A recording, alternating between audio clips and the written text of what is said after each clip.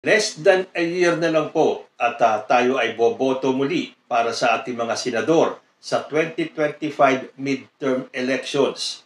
Kaya ngayon pa lang, mag-isip-isip na po tayo kung sino-sino ang isasama natin sa mga iboboto para sa 2025 elections. Ako, ang unang-una kong hindi iboboto sa mga yan ay yung mga pro-China. Mag-isip po tayo kung tayo ay boboto ng mga pro-China na mga senador. Nako, malilintikan po tayo. Ngayon pa lang, kung makapagtanggol na sila sa China, parang Pilipinas pa ang naghahanap ng giyera at ng gulo. Kaya yan po ang una nating pag-isipan. Huwag po tayong boboto ng maka-China. Ang isipin po natin, ang dapat nating iboto ay yung merong talagang pagmamahal sa ating bayan na kaya tayong ipagtanggol laban dito sa bully na China na ito. So ngayon pa lang po, meron na pong mga possible candidates para sa 2025 senatorial elections. At ito po ay sinimulan ni Vice President Sara Duterte nung sinabi niya na tatakbo bilang senador ang kanyang amang si former President Rodrigo Duterte, ang mga kapatid niyang si Polong at si Basti Duterte. Sino-sino pa ba ang possible candidates for 2025? Meron pong naglabas ng listahan dito. I'm sure hindi pa po ito kompleto. Ito po ay ilan pa lang o yung maagang nagpahayag ng kanilang pagtakbo. So as of June 28, 2024, possible candidates for 2025 senatorial elections. Ito po in no particular order.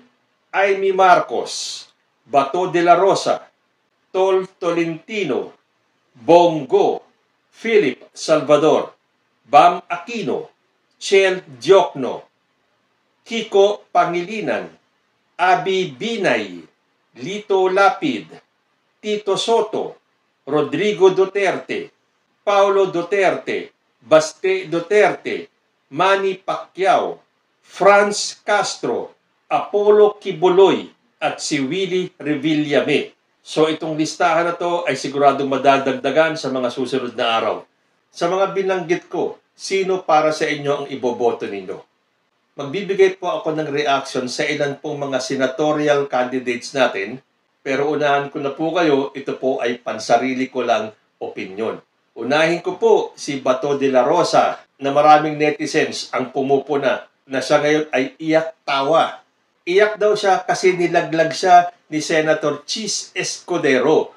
Dahil kung matatandaan nyo po, sila pong dalawa ni former President Rodrigo Duterte ay inimbitahan sa susunod na House hearing tungkol po sa war on drugs, doon po sa EJK killings na tinuturo ng marami na ang mastermind daw ay si former President Rodrigo Duterte. So pinapatawag po sila to shed light dito po sa mga akusasyon sa kanila.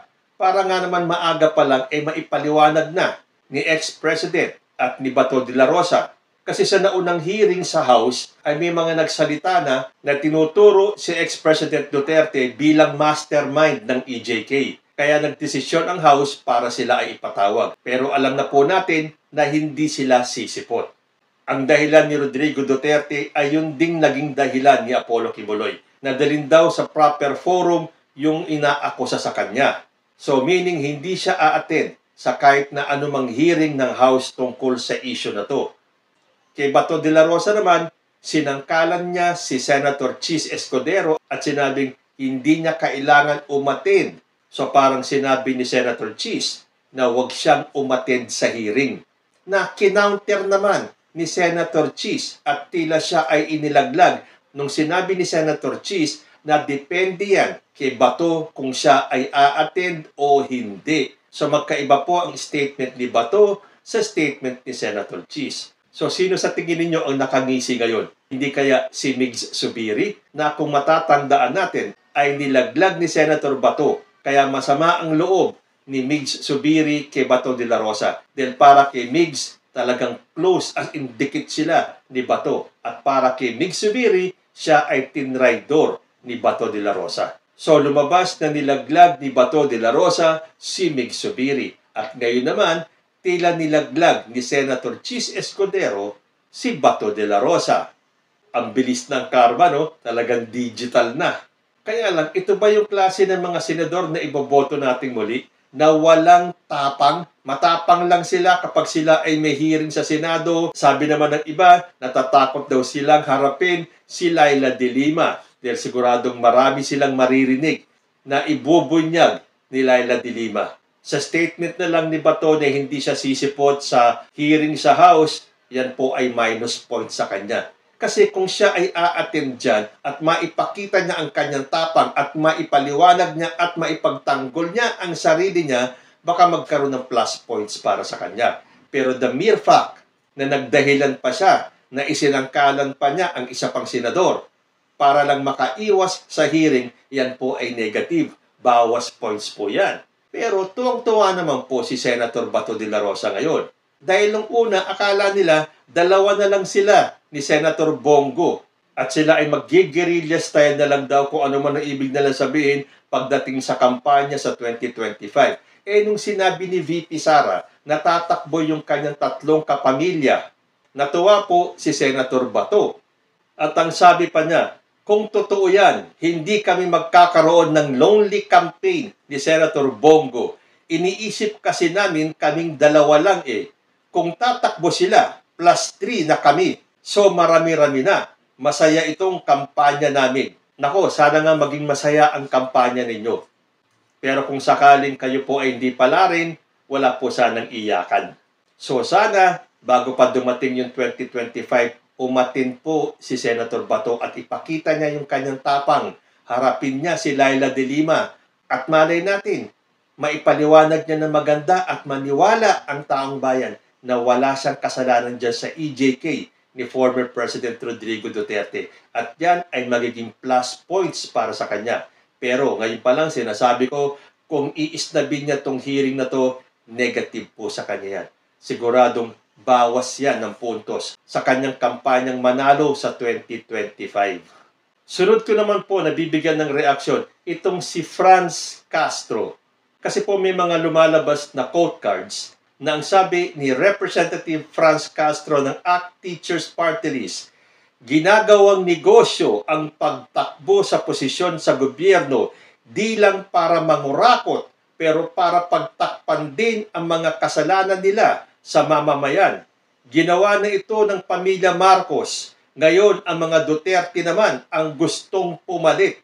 Ayon po dito sa Pilipinas Today, tinuligsa ni House Deputy Minority Leader at ACT Teachers Party List Representative Franz Castro ang plano ng pamilya Duterte na palawakin pa ang kanilang kapangyarihan kasunod ng mga pahayag ni Vice President Sara Duterte na tatakbo ang 3 sa kanila sa pagkasenador sa May 2025 elections. Ginagawang negosyo ang pagtakbo sa posisyon sa gobyerno di lang para mangurakot pero para pagtakpan din ang mga kasalanan nila sa mamamayan. Pero wala naman pong magagawa si Franz Castro kung tumakbo man ang buong pamilya ni ex-President Duterte. Kahit na sino po ang tumakbo bilang senador na qualified naman and they meet the standards and qualifications, bakit hindi? So nagagalit si Franz Castro dahil gagawin daw negosyo ng Duterte family. Although sinabi niya na ginawa na daw ng pamilya Marcos, ngayon naman gagawin ng Duterte family. Hindi po tayo pwedeng question dyan. Kung yan po ang gusto nila, di fine. Ang tanong na lang ay kung mananalo pa sila. But, a few moments later, ito na si Franz Castro at tatakbo bilang senador sa darating na eleksyon. Sabi po dito sa GMA News Online, ACT Teachers Party List Solon Franz Castro to run for senator. Tinatanggap ko po ang hamon. Castro is one of the leaders of the opposition in the House of Representatives as a deputy minority leader. So, ano kaya ang dahilan ni Franz Castro para tumakbong senador? Gagawin din kaya niyang negosyo ang pagpasok niya sa Senado? Kaya dapat bago tayo magsalita, isipin nating mabuti. Kasi kung babanat ka ng mga pahayag na ginagawang negosyo ng mga gustong tumakbong senador, ano ang dahilan mo para tumakbo? Nainganyo ka ang gawing negosyo din itong pagtakbo mo sa Senado? So para sa akin, X din po itong si Franz Castro. Pangatlo naman po, si Apollo Kibuloy. Aba, paano tatakbong senador ito? Nagtatago po siya. Dapat niyang gawin ay lumabas muna siya at harapin niya yung kanyang mga kaso bago siya maglabas ng intensyon niyang tumakbo bilang senador. Although ito pong listahan na to ay hindi naman po final, pero ngayon pa lang, alam ko na para sa akin, X po itong si Apollo Kibuloy. Paano niyong ipagtatanggol ang taong bayan? Paano kayo magsisilbi sa taong bayan kung natatakot kayong harapin ang mga simpleng kaso? Dahil yan pong sinasabi nila simple lang daw ang kaso ni Apollo Kibuloy. Pero natatakot siyang humarap. Hindi nga ba sa kanya rin ang galing na dalhin daw sa proper forum ang kanyang mga kaso at doon niya haharapin lahat. At sigurado naman daw siya na siya ay maaabsuelto, so to speak. Pero bakit hanggang ngayon nagtatago siya? So yan din ngayon ang dialogue ni ex-President Duterte na dalhin daw sa korte ang kanyang mga kaso at doon niya ito haharapin lahat. And speaking of ex-President Rodrigo Duterte, hindi nga po ba ipinahayag ni Vice President Sara na tatakbo ang kanyang tatay at ang kanyang dalawang kapatid bilang senador sa 2025 elections? Kaya lang marami po ang nagsasabi na ito ay kanilang show of force daw. Parang sila ay nanggugulantang lang. Sinabi pa nga ni Harry Roque na nataranta daw ang taong bayan nung pinahayag ni VP Sara na tatakbo itong tatlong Duterte para sa pagkasenador. Bakit naman tayo matataranta? Matatakot tayo at tatakbo itong tatlong ito? Ni wala ngang kasiguruduhan kung mananalo itong tatlo sa pagkasenador. And again, wala naman po tayong magagawa. Hindi naman po natin sila pwedeng pagbawalan kung gusto nilang tumakbo at magsilbi sa bayan. Kaya lang, sigurado bang tatakbo si Rodrigo Duterte bilang senador? Ito ay kinontra na ni Salvador Panelo.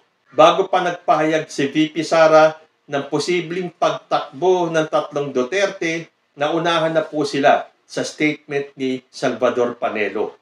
Sabi po dito sa Politico.com, hindi interesado sa Senado, Rody Duterte urged to run for Davao Mayor in 2025, Sara's VP in 2028. Well, ito nga po yung bago pa sinabi ni VP Sara na si Baste Duterte ang tatakbong presidente sa 2028. So, ang ibig kayang sabihin ni Salvador Panelo na magiging Duterte-Duterte tandem sa 2028, Baste Duterte for President and Rodrigo Duterte for Vice President. Although, wag po natin paniwalaan kaagad ang sinabi ni VP Sara dahil alam na po natin ang pamilyang yan, paiba-iba po ng statement. Although, ito naman po ang statement ni Salvador Panelo. Former President Rodrigo Duterte might stage a comeback in his bailiwick, Davao City, instead of running for senator in 2025 despite faring well in voter preference surveys.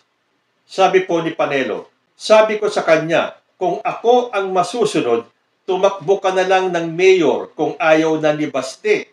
Tumakbo kang mayor and then pagdating ng 2028, mag-resign ka. Tumakbo kang vice-presidente ni Inday Sara kasi kailangan talaga makabalik ni President Duterte. Pambihira talaga itong mga tao ni Rodrigo Duterte. Isipin nyo naman yung kalagayan ni former President Duterte. Nahihirapan na nga magsalita at maglakad. Pipilitin nyo na naman tumakbo sa 2028. Ngayon, kung gusto nyo tumakbo bilang senador sa 2025, siguro kaya pa. Pero sa 2028, para maging vice-presidente ni Sara or ni Baste, wag nyo nang pahirapan si ex-president. Sa gayon nga sa dami ng kasong haharapin ni ex-president Duterte, nako, baka po ma-stress na ng gusto yung matanda. So pagpahingahin na po natin dahil kailangan po ni ex-president ng lakas para harapin yung kanyang mga kaso. Yung posibleng kaso sa kanya sa EJK dito sa Pilipinas, yung kaso niya sa ICC, at yung isa pang darating na kaso, itong ifa-file ni Sonny Trillanes na kaso daw ng plunder against kay Rodrigo Duterte at kay Bongo.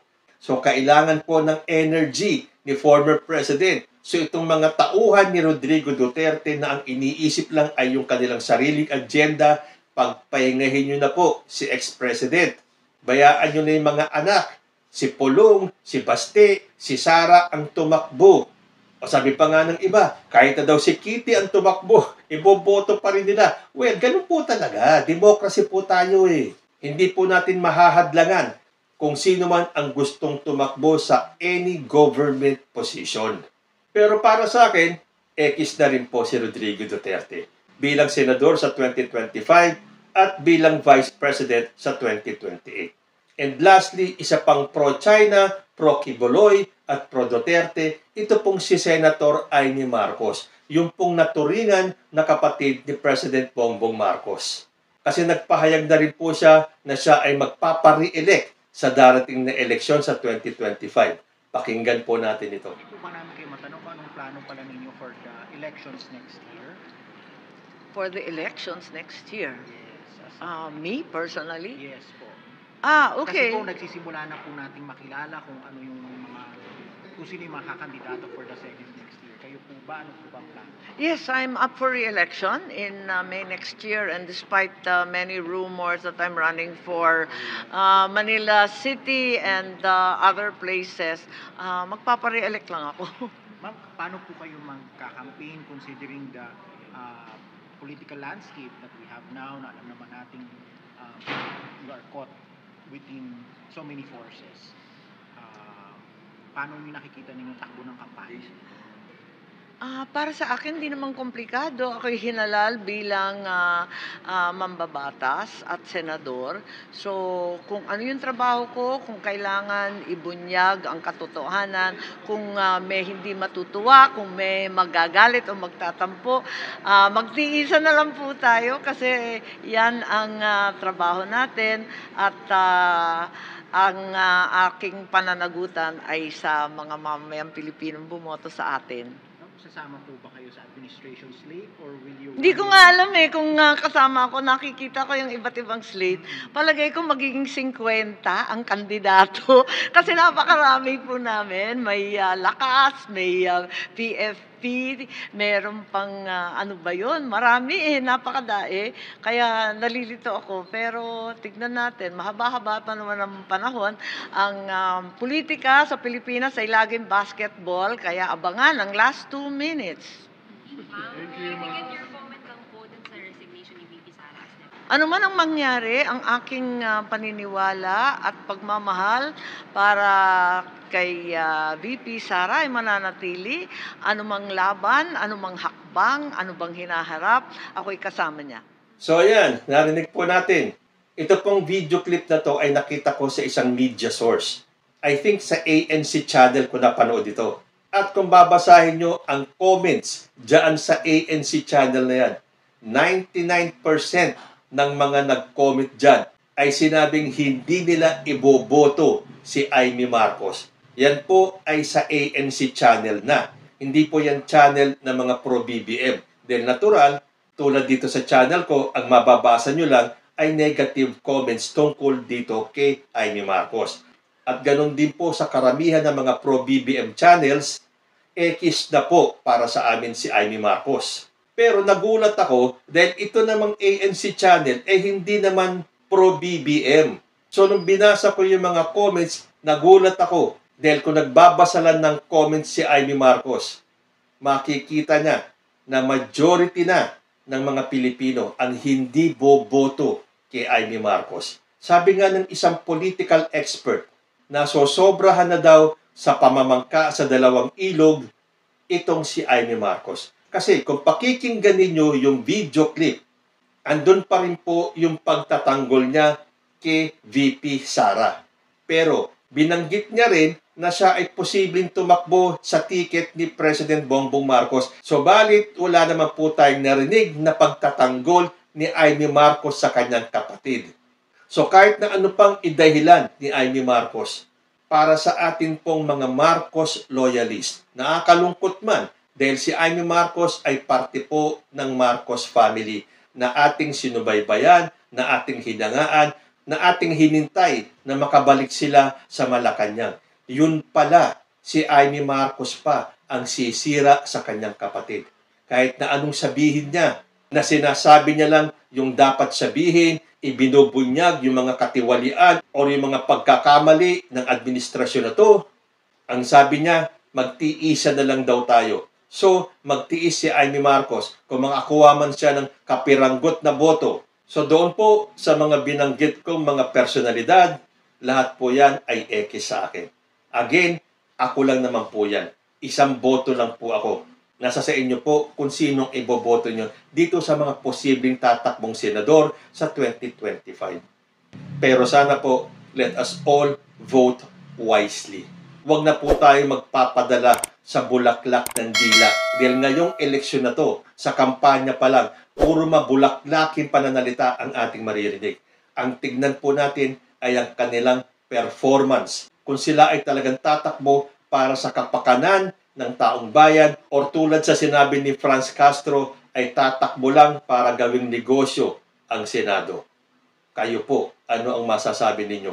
Comment lang po down below at magbabalik po ang Usapang Tito Manny. Diyos ti Agmina.